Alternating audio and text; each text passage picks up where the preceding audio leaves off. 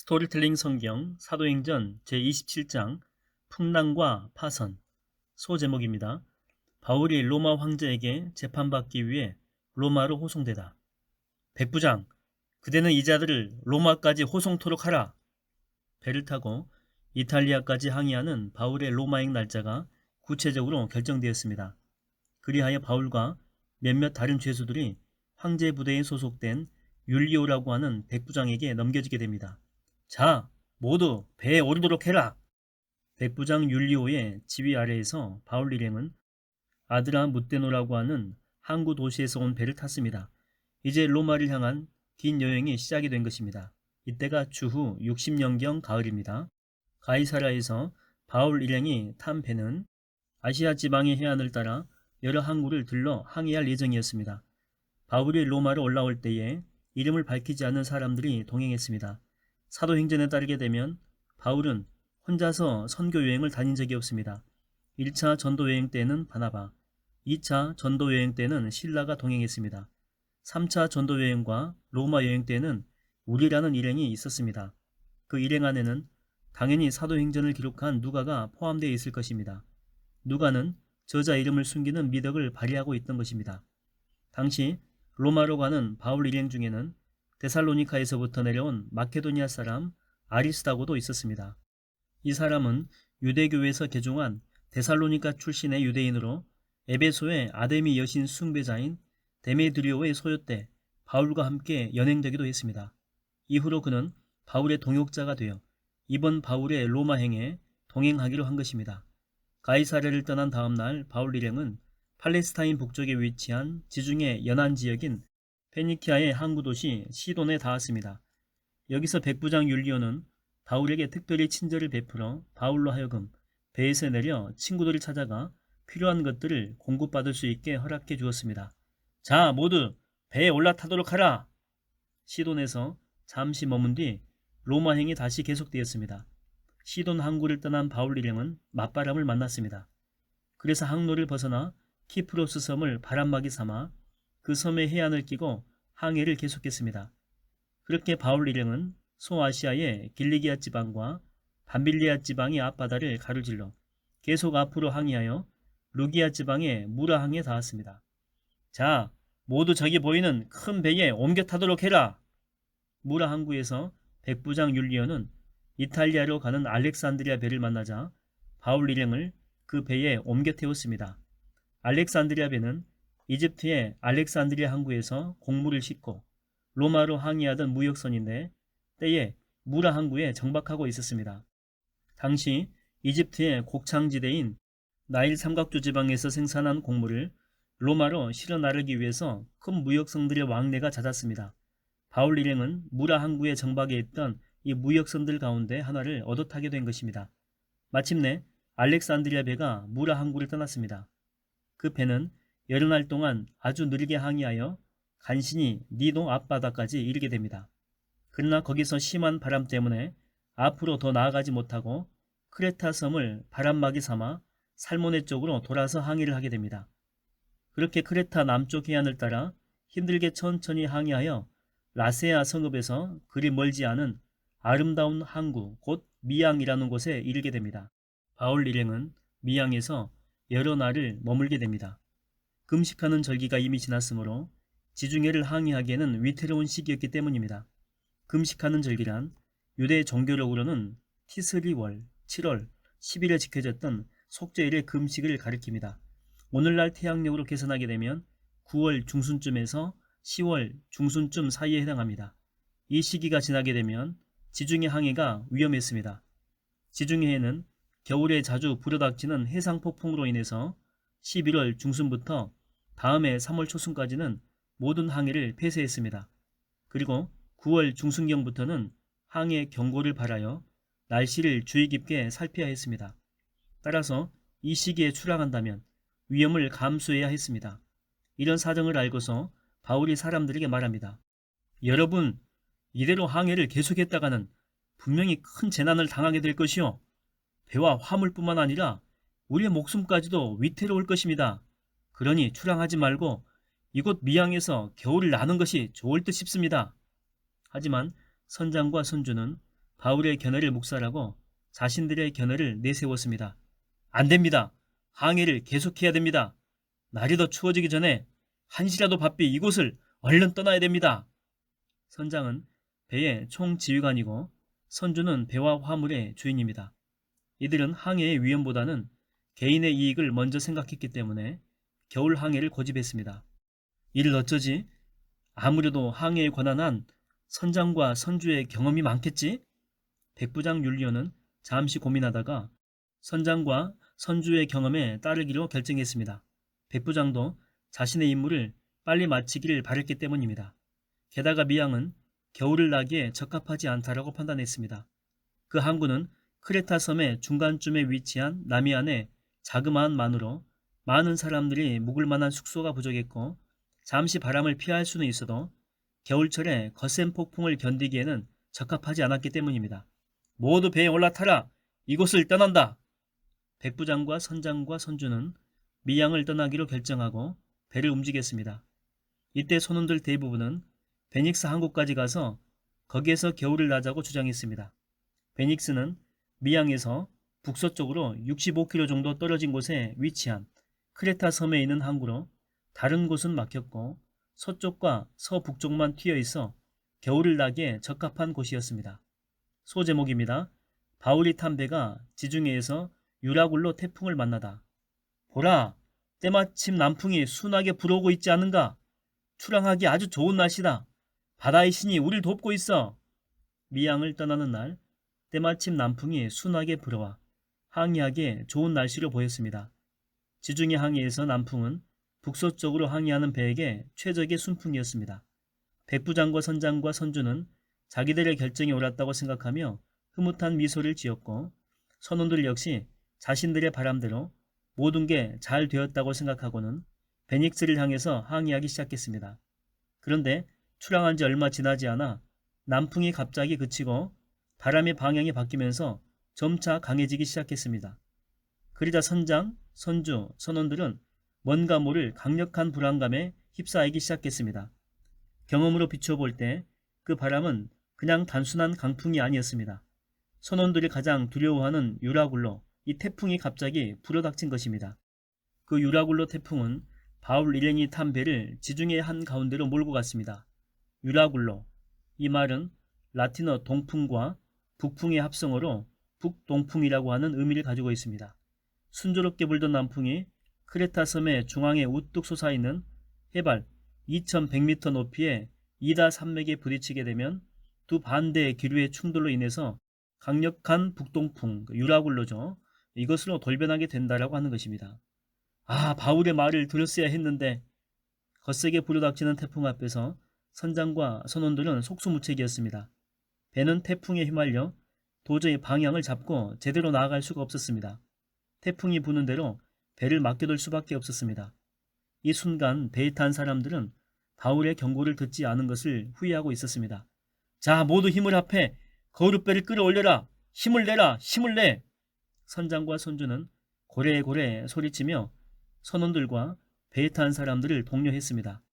태풍에 이리저리 휩쓸리던 배가 가우다라고 하는 조그마한 섬 뒤로 밀려들자 선원들과 바울 일행은 간신히 거룻배를 가판 위로 끌어올릴 수가 있었습니다. 배가 순조롭게 항해할 때에는 비상용 구조보트인 거룻배를 배의 후미에 매달고 항해하였습니다. 그런데 갑작스럽게 태풍을 만났으므로 이 거룻배를 끌어올릴 겨를조차 없었습니다. 그러다가 가우다섬 근처에서 풍랑이 조금 약해지자 모두가 달려들어 이 거룻배를 가판 위로 끌어올린 것입니다. 거룻배를 가판 위로 끌어올리자 선원들은 밧줄로 거룻배를 선체에 단단히 동여맸습니다. 그런데 이런 상태로 계속 나아가다가는 배가 스르디스에 처박힐지도 몰랐습니다. 스르디스는 강이나 바다를 끼고 모래가 쌓여있는 모래톱을 가리킵니다. 스르디스에 걸리면 안 된다. 자, 돛을 내려라. 선장이 지시하자 선원들이 배의 돛을 급히 내렸습니다. 그러자 바람이 부는 대로 배는 이리저리 떠내려갔습니다. 그렇게 배가 바다에서 표류했지만 스르디스를 피하기 위해서는 배를 그냥 내버려 둘 수밖에 없었습니다. 아무래도 안 되겠다. 배에 실은 짐을 바다에 버려라. 이튿날 파도가 더욱 높아져서 배에 탄 사람들이 몹시 시달리게 되자 선원들은 선장의 지시에 따라서 짐들을 바다에 던지기 시작했습니다. 배를 되도록 가볍게 만들어야만 배가 물 위에 더 높이 떠서 바다 밑에 암초나 모래톱 같은 데 걸릴 가능성이 줄어들기 때문입니다. 그리하여 식량만 남겨둔 채 다른 화물들을 모두 바다에 던져버렸습니다. 페닉스를 향해서 미양을 떠난 지 사흘째 되던 날, 이제 선원들은 배의 파손을 우려하여 배의 장비들마저 모두 바다에 내던졌습니다. 무겁고 커다란 돛과 돛대를 비롯하여 배의 여러 부품들과 필요한 도구들, 침구, 책상, 의자까지 생명처럼 소중한 배의 장비들을 전부 바다에 내던졌습니다. 아, 이제 우리에게는 소망이 없어. 애당초 살기에는 글렀어. 유라굴로 태풍은 좀채 그칠 줄 몰랐습니다. 며칠 동안 계속해서 시커먼 먹구름에 가려 해와 달도 보이지 않는 채 사나운 태풍만 드넓은 바다 위에 거세게 휘몰아쳤습니다. 배에 탄 사람들은 도무지 살아날 가망이 없다라고 생각하고 완전히 소망을 잃었습니다. 게다가 그들은 여러 날 동안 아무것도 먹지 못하여 기진맥진한 상태에 있었습니다. 크게 흔들리는 배에서 멀미나 두통, 두려움 등으로 식욕을 잃은 채 음식을 아예 먹으려 하지 않았던 것입니다. 사람들이 저마다 절망에 빠져 있을 때 바울이 일어나서 선원들에게 말합니다. 여러분, 내 말대로 우리는 크레타 섬의 미양에서 떠나지 않았어야만 했소. 그랬더라면 여러분이 이렇게 상처 입고 극한 고통을 겪지 않았을 것입니다. 그러나 이제라도 여러분에게 당부합니다. 절대로 포기하지 마십시오. 모두 기운을 내십시오. 비록 배는 파괴되겠지만 여러분 가운데 누구도 목숨을 잃지는 않을 것입니다. 채, 다 죽게 생겼는데 그런 말을 어떻게 믿어? 워낙 절망적인 상황인지라 사람들의 반응은 시큰둥했습니다. 이에 바울은 더욱 힘차게 말합니다. 어젯밤에 내가 믿고 섬기는 하나님, 바로 그분의 천사가 내 곁에 나타나서 내게 말해주기를 바울아 두려워하지 말아라. 너는 틀림없이 황제 앞에 서서 재판받게 될 것이다. 하나님은 또 너와 함께 항해하는 모든 사람들의 생명을 너에게 맡겨주셨다라고 말씀하셨습니다. 바울을 제외한 모든 사람들이 강렬한 태풍 속에서 낙담하고 있을 때 하나님은 천사를 통해서 바울에게 구원을 약속해 주신 것입니다. 하나님의 천사가 정말 그리 말해주었다고요? 정말입니까? 지푸라기라도 잡는 심정이었던 사람들은 바울의 말에 일말의 기대감을 갖게 됩니다. 절망에 빠져 생기를 잃어가던 눈망울들이 다시 반짝거렸습니다. 이에 바울이 더욱 확신에 찬 목소리로 말합니다. 그러므로 여러분, 안심하고 용기를 내십시오. 나는 하나님을 믿습니다. 하나님께서 내게 일러주신 대로 다 이루어질 것입니다. 이제 우리는 어떻게든 어느 섬에 닿게 될 것입니다. 바울이 그저 막연하게 살 수 있다라고 말하는 게 아니라 보다 구체적으로 조만간에 어느 섬에 다 목숨을 건질 것이라고 말하자 배에 탄 사람들은 더욱 안도감을 느꼈습니다. 거센 태풍 속에서 자포자기의 상태에 빠졌던 사람들에게 바울의 말은 한 줄기 소망의 빛이 되었습니다. 소제목입니다. 바울이 탄 배가 태풍으로 표류하다. 유라굴로 태풍에 떠밀려 지중해 아드리아 바다 위에서 이리저리 표류한 지 14일째 되던 날 한밤중이었습니다. 선원들은 배가 어느 육지에 가까이 다가간 것을 느꼈습니다. 여기에서 아드리아 바다는 오늘날 지도에 표기된 아드리아 해가 아닙니다. 오늘날에는 이탈리아와 크로아티아 사이의 좁은 바다를 그렇게 부르지만 여기 언급된 아드리아 바다는 거기에서 남쪽으로 더 멀리 뻗어나간 큰 바다를 가리킵니다. 그리스와 이탈리아와 아프리카 사이에 있는 지중해 중심부의 바다를 가리킵니다. 빨리 물 깊이를 재어보아라. 선장이 지시하자 선원들이 서둘러 물 깊이를 재어보았습니다. 20길 정도였습니다. 좀 더 가서 다시 재어보니 15길 정도였습니다. 여기서 길이라고 하는 말은 쭉 뻗치다 라고 하는 뜻의 헬라어 동사 오레고에서 파생된 말로 양쪽 팔을 벌려서 쭉 폈을 때 한쪽 손의 중지 끝에서부터 다른 손의 중지 끝까지의 길이를 말합니다. 대략 1.8m 정도입니다. 이렇게 볼 때 20길은 36m 정도이고 15길은 27m 정도입니다. 이는 수심이 빠른 속도로 얕아지고 있다는 것을 의미하며 따라서 자칫하게 되면 배가 암초에 부딪힐 수 있는 가능성이 많아졌다는 것을 뜻합니다. 수심이 급격히 얕아지고 있어. 암초를 조심해. 선장은 다급한 목소리로 외쳤고 선원들은 배가 암초에 걸릴까 두려워 고물에서 4개의 닻을 내려놓고 날이 밝기를 기다렸습니다. 닻은 배를 한 곳에 머물러 있게 하기 위해서 밧줄이나 쇠줄로 묶어 물속에 던지는 무거운 쇳덩이입니다. 본래 닻은 이물에서 내리는 것이 정상인데 당시에는 배가 해변 가까이 접근해 있고 태풍이 강하게 불어대는 특수한 상황이기 때문에 곧물에서 내린 것입니다. 만약 이물에서 닻을 내려 배의 앞부분이 고정되어 있는 상태에서 강한 바람과 거센 파도가 배를 해변 쪽으로 밀어붙이면 배의 뒷부분이 앞으로 획 돌아가고 그 과정에서 배가 암초에 부딪히는 일이 발생할 수 있기 때문입니다. 따라서 당시 상황에서 선원들이 고물에서 닻을 내린 것은 적절한 조치였다고 볼 수 있는데 닻을 4개나 내린 것은 배가 바람과 파도에 떠밀리지 않도록 단단히 고정시켜 놓기 위해서였습니다. 이보게, 우리가 저 죄수들과 함께 여기에서 개죽음 당할 필요가 있겠는가? 우린 뱃사람들이니까 저들과는 달리 살 소망이 있어. 그러니 지금 혼란스러운 상황을 틈타서 도망가는 게 어때? 그게 좋겠네.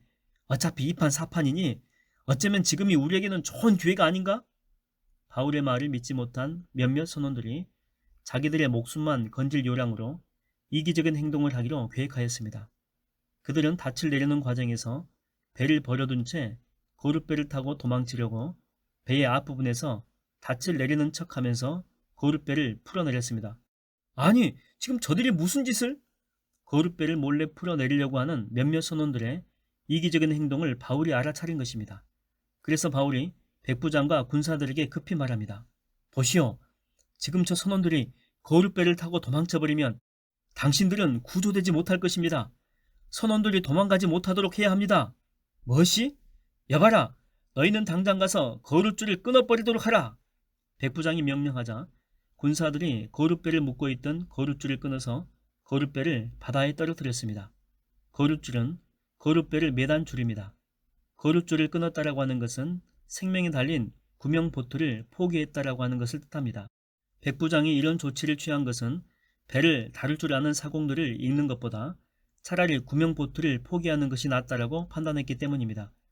그렇게 거센 바람과 높은 파도에 시달리면서 거룻줄을 끊어서 선원들의 탈출을 막고 고물에서 닻을 내리는 등 태풍 속에서 살아남기 위해 사투를 벌이는 동안 어느덧 밤이 지나고 먼동이 트기 시작했습니다.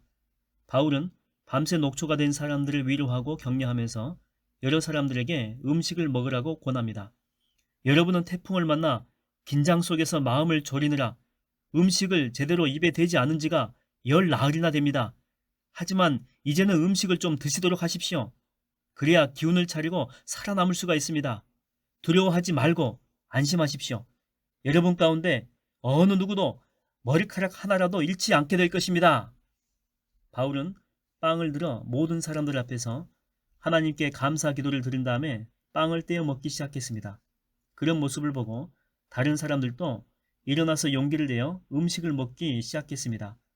어느새 배에 탄 사람들은 바울을 크게 신임하게 되었습니다. 바울은 일개 죄수의 신분이었지만 그의 말은 영향력이 있었습니다.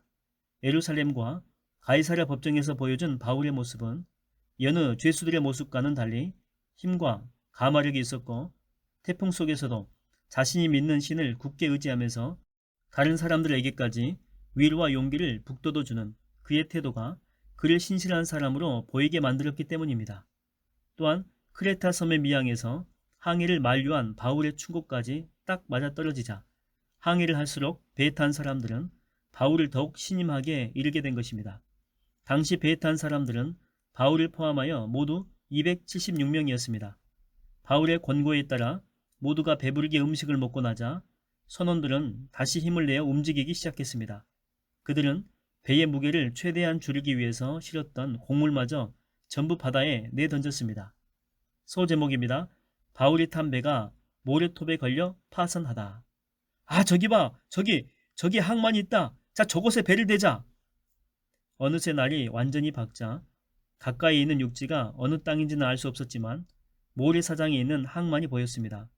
항만은 바닷가가 굽어 들어가서 선박이 안전하게 머무를 수 있고 화물 및 사람이 배로부터 육지에 오르내리기에 편리한 곳 또는 그렇게 만든 해역을 말합니다. 나중에 밝혀지지만 이때 선원들이 본 땅은 멜리데라는 섬으로 이탈리아의 시실리 섬에서 남쪽으로 98km 지점에 위치한 지중해상의 작은 섬이었습니다. 악몽 같은 14일 동안의 밤낮이 끝나고 날이 새자 마침내 구원의 소망이 비친 것입니다. 선장과 선원들은 서로 의논한 후에 어떻게 해서든 배를 거기에 대기로 결정했습니다. 선원들은 눈에 보이는 항만에 배를 대기 위해서 닻을 끊어버리고 키를 묶고 있던 밧줄을 늦추었습니다. 그리고 앞 돛을 올려서 바람을 타고 해안 쪽으로 나아갔습니다. 아, 모래톱이다, 모래톱! 배가 모래톱에 걸렸어! 큰일이다! 항만을 향해서 천천히 나아가던 중에 배가 두 물살이 합치는 곳에 끼어들면서 모래톱에 그만 얹혀버리고 말았습니다. 바울이 탄 배의 앞부분, 이물이죠. 모래 속에 박혀 움직이지 않았고 배의 뒷부분, 고물입니다. 심한 파도로 인해서 점차 깨어지기 시작했습니다. 백부장님, 상황을 보니 죄수들이 파선을 틈타 도망칠 듯 합니다. 그들을 놓치게 되면 그들 대신에 우리가 목숨을 잃게 되니 아예 저들을 모조리 죽이는 게 어떻겠습니까? 군사들은 죄수들이 혼란한 상황을 틈타 혹시라도 헤엄쳐서 도망갈까봐 그들을 아예 죽여버리자고 계획했습니다. 만일 죄수를 호송하다가 놓치게 되면 호송 군사가 대신 형벌을 받아 목숨을 잃게 되지만 도망치려는 죄수를 아예 죽이게 되면 책임을 면하기 때문입니다. 안 된다. 죄수들을 하나도 죽이지 마라. 그들을 끝까지 호송한다. 백부장 율리오는 단호한 태도로 군사들의 계획을 적극 말렸습니다.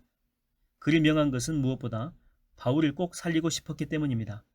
바울을 호송하는 사이에 백부장은 어느덧 바울에게 큰 감화를 받고 그를 굳게 신임하고 있었습니다.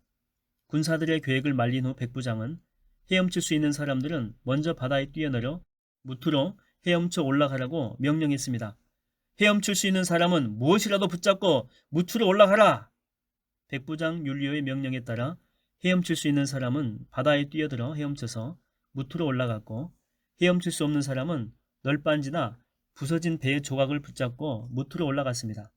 이렇게 해서 배에 탄 276명의 사람들이 하나도 죽지 않고 모두가 무사히 무트로 올라갔습니다. 바울이 앞서 배에 탄 사람들에게 말한 것처럼 하나님의 약속대로 그대로 이루어진 것입니다.